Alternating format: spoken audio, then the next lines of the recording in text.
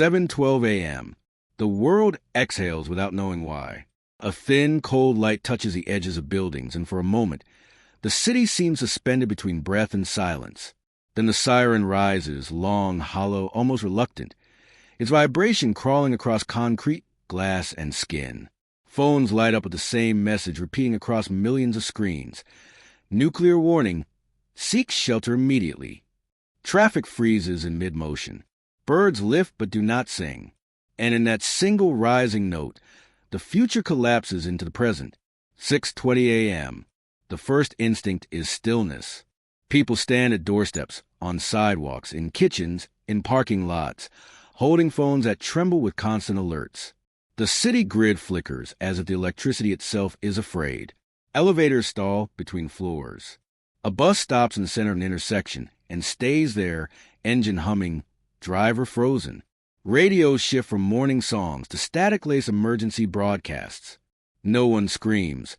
The fear is quieter than that. Shelves and corner shops empty in minutes. Hands grabbing without words.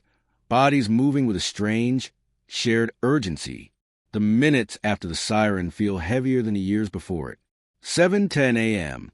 The first critical step forms in the air like a rule written by instinct. Find shelter. Not a good one, just one that exists. The human body wants to run, but survival demands stillness. Underground basements, interior rooms, parking structures, hallways without windows. They become the new geography of hope. Doors slam. Locks click. People retreat into places they never truly noticed before. The narrator inside every mind asks the same question. Are these walls thick enough? Many shelters are inadequate, too thin, too exposed, too fragile to trust. Rumors begin without sources. Cities gone, skies burning, signals fading. None confirmed. All believed. The power grid hum drops a subtle note, and the lights dim as though the city is conserving its final breath. And as the world searches for concrete, the sky grows quieter. 8:30 a.m. The act of sealing a shelter is both mechanical and emotional. Tape tears into uneven strips as hands attempt to block vents, cover windows, isolate the fragile interior from an unpredictable exterior. Step 2 is simple in instruction but heavy in execution. Create a barrier between yourself and the invisible. The air thickens with the scent of dust and adhesive. The psychological weight gathers in the corners of the room. Knowing the outside world continues without you, knowing information will reach you slower than danger. The soundscape collapses into small noises. Tape tightening, plastic rustling, breathing too loud in confined air. Phones overheat from frantic checking. Networks congesting into silence. Crowds fragment into isolated pockets. Each shelter becoming an island. News anchors speak with voices drained of emotion, as if language itself is struggling to survive. Inside these thin walls, every heartbeat becomes a countdown. 10 a.m. The world holds its breath again. Streets lie empty beneath an unmoving sky. Dust drifts across intersections that once pulsed with life. Inside the sealed room, the air grows warmer, heavier, more intimate. Fingers hover over radios, waiting for any sign of what comes next.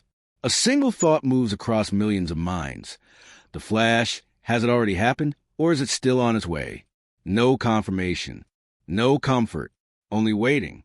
The sheltered door shuts like a final punctuation mark on the old world.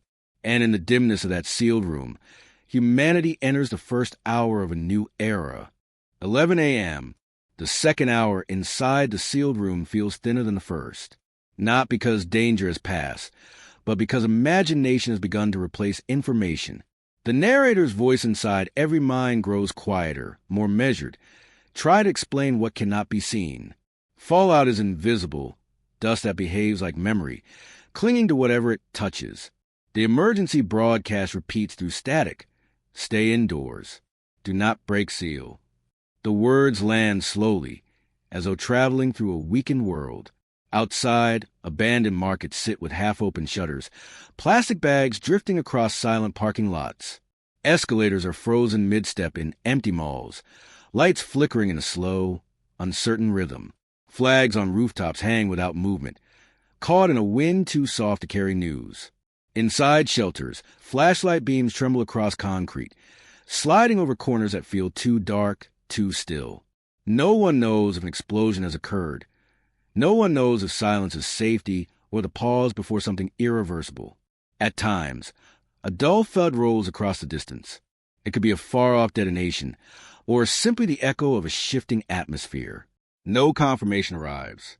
Outside, the sky carries what the eye cannot. 1 p.m. The afternoon unfolds with a strange heaviness. Time begins to dissolve around the edges. Each minute feels swollen, slow, reluctant to move forward. Phones sit at 40% battery. Chargers lifeless in the absence of stable power. Screens flicker, map apps frozen on images of a world that may already be outdated. Social networks collapse into loading circles that never complete. People count their remaining water bottles more times than necessary, confirming scarcity with each glance. The psychological drip begins, thoughts looping, breaths lengthening, silence gaining weight. Footsteps echo faintly above the shelter, one set, then another. No one knows if they belong to survivors searching for safety or wanderers looking for supplies. Sound becomes threat. Silence becomes warning. Hunger emerges early, not from lack of food, but from adrenaline burning through the body faster than calm can replace it. The air thickens inside the sealed room, warm and stale, a reminder of the limits of human space. Beyond the walls, the macro world fractures quietly. Airports suspend all departures. Runways lined with aircraft that will not lift for hours, maybe days. Satellites lose intermittent contact, their signals flickering across global maps. Governments issue statements fragmented by static, each one thinner than the last. Borders close without ceremony. Highways stretch empty, lines of cars abandoned as though drivers evaporated mid-journey. The national heartbeat slows, not from destruction but from waiting. Time thickens until it feels like a second skin. Nightfall approaches. The sun sets without the city lights rising to meet it. A darkness older than modern memory blanket streets, neighborhoods, entire coastlines. Without power, windows become mirrors reflecting only the rooms behind them. The fourth critical step enters a mind like a commandment carved into stone. Remain inside for at least 24 hours. Not as a suggestion, but as the barrier between survival and exposure. Fallout is strongest now, moving with the cooling air, settling onto rooftops, sidewalks, the exteriors of cars whose doors remain open. Thermal cameras mounted on buildings capture nothing. No movement, no animals, no flickers of heat beyond the occasional passing cloud. Inside shelters, the cold deepens. Floors harden under knees and elbows. Breath condenses in the dim beams of flashlights. Conversations fade into whispers that dissolve before reaching the opposite wall. Batteries blink red in the dark. Screens dim to preserve their final reserves of power. A radio crackles, then falls silent for long stretches, its voice struggling through an unseen storm. Outside, the night moves like a curtain lowering over an entire continent, hiding both danger and the absence of it. The mind begins to reshape itself around fear, molding survival into a routine. And in the cold silence of the first night, fear becomes routine. 2 a.m. Hours pass without meaning. Sleep arrives in fragments, thin, trembling, easily broken by the smallest sound. Some shelters hear pipes groan as the building cools. Others hear nothing at all, which is worse. The darkness outside the sealed rooms feels absolute, thick enough to carry its own gravity. In this world without lights, distance becomes unknowable. A few radios catch fragments of emergency updates, rising radiation levels in certain regions, unpredictable wind patterns, ongoing analysis. The voices sound strained, stretched thin by exhaustion. The room feels smaller with each passing hour, walls inching inward though they remain physically still. Water grows colder in bottles. Flashlights dim further. And somewhere in the distance, a siren sings faintly, not as a warning, but as a reminder that no one is truly alone in this crisis. For a.m., the mind enters a space between vigilance and resignation. Hunger sharpens into discomfort. Limbs ache from stillness. The floor that once felt firm now feels like a cold weight pressing upward. Radios drift in and out, signaling small updates, none of them reassuring. The narrator inside the room speaks without sound. Just a few more hours, just until sunrise. But time refuses to cooperate. The silence of early morning feels ancient, untouched by electricity or memory. The cold reaches deeper into the shelter, threading itself through blankets and clothing. Yet no one moves. No one risks shaking dust from outside walls into the sealed chamber. This stillness is not choice. It is survival.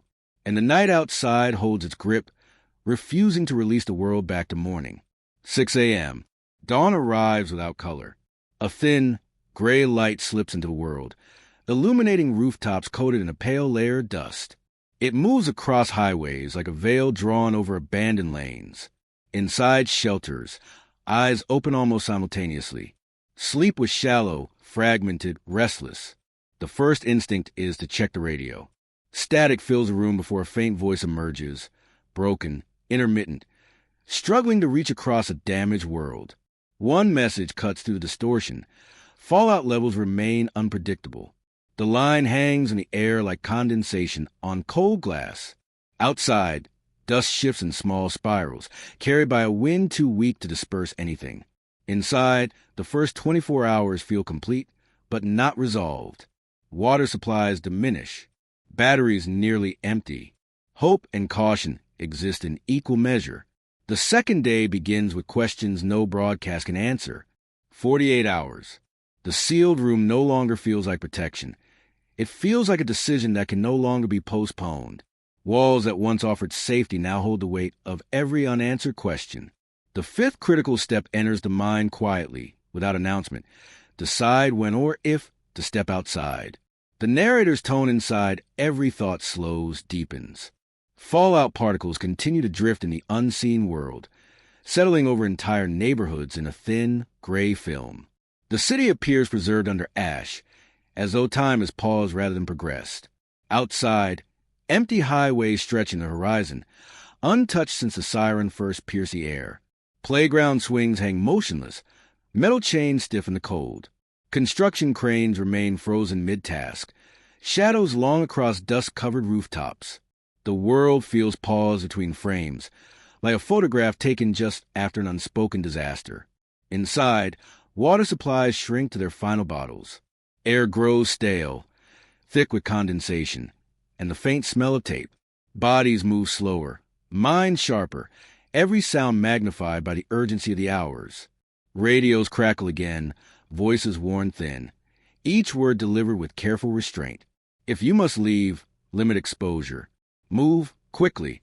Avoid dust. The guidance is practical, clinical, but beneath it lies an unspoken truth. Opening the door means choosing uncertainty over suffocating certainty. Hunger presses harder now than fear. Knees tremble not from dread, but from exhaustion. And across every shelter, one shared realization settles like the dust outside. This moment will decide the shape of survival. The world waits for footsteps that may never come. 60 hours. Some doors shift, not fully open, not fully closed. A crack wide enough to let a blade of harsh sunlight pierce the dimness. Dust drifts through the beam like ash suspended in slow motion. The light is unfiltered, colorless, almost metallic.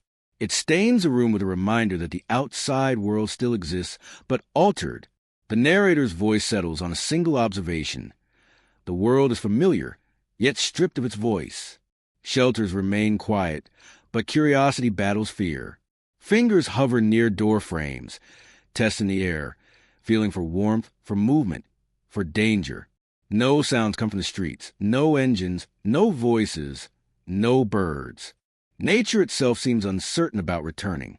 In some neighborhoods, car alarms begin to chirp weakly as batteries fail one by one, their sounds decaying into soft electronic sighs. Government broadcasts repeat at intervals. Only leave if absolutely necessary. The sentence circulates across houses, like a fragile warning carried by breath. Inside, hunger grows sharper, not because supplies have vanished, but because the body has shifted into survival mode. A small ration feels insignificant against the weight of the hours. The psychological pressure intensifies. The room becomes a reminder of limits. Limited air, limited light, limited hope. People calculate exposure risks without data, making decisions based on instinct rather than certainty.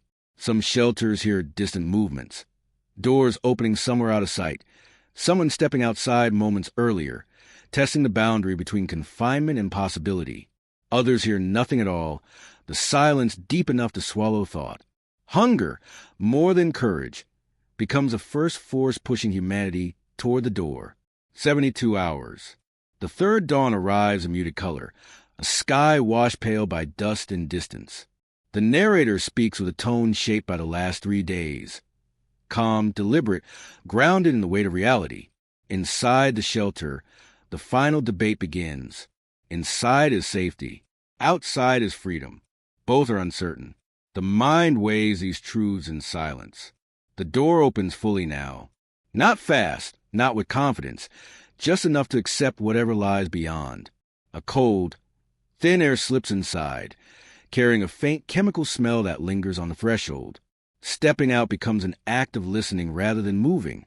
The first step is cautious, measured. Dust compresses softly underfoot, the sound subtle but sharp in memory. Sunlight spreads across the street in a muted glow, illuminating a landscape intact but changed in tone. Colors dulled, shadows longer, the entire world slightly out of tune. Sirens still echo faintly in the distance, not as warnings but as recordings trapped on automated loops. Buildings stand unbroken, but their silence feels heavier than destruction. Glass windows hold reflections of an empty world. Leaves lie scattered in still arrangements, as if paused mid-fall. The absence of birds becomes its own kind of noise. Every movement made outside feels amplified. Every breath a calculation. The world is not gone. It is wounded, waiting, reshaping itself around a moment that demanded stillness. The decision to step outside becomes symbolic, proof that survival is not passive but deliberate. With each slow step, humanity learns to move again, not with certainty, but with the awareness of consequences. And with that first step into the muted morning, survival shifts from instinct to responsibility. By afternoon, the dust glitters faintly in the angled sunlight, marking the places where wind has touched the earth. Footprints appear on quiet sidewalks, thin trails of movement etched into gray surfaces. Radios occasionally break through with updates, slow, cautious statements about improving conditions, about safe zones, about the need to remain vigilant. The world breathes again, but not deeply. Its rhythm is unstable, fragile, rebuilding itself inch by inch. The camera rises. Streets expand beneath its view, reducer lines cutting through patches of stillness. Houses sit like sealed boxes waiting to reopen. Vehicles glint under layers of fine debris. Everything looks perfectly still, yet charged with the memory of motion. The narrator's voice returns in a final, low reflection. Survival was never luck. It was sequence. It was patience. It was decisions made in darkness, without certainty. The siren merely marked the beginning. What happened in the hours after shaped everything that remained. The world will change again. It always does. But this moment, these 72 hours, becomes the quiet proof of what humanity can endure when the line between fear and discipline becomes razor thin. In the end, the siren did not decide who lived. The silence, after it did,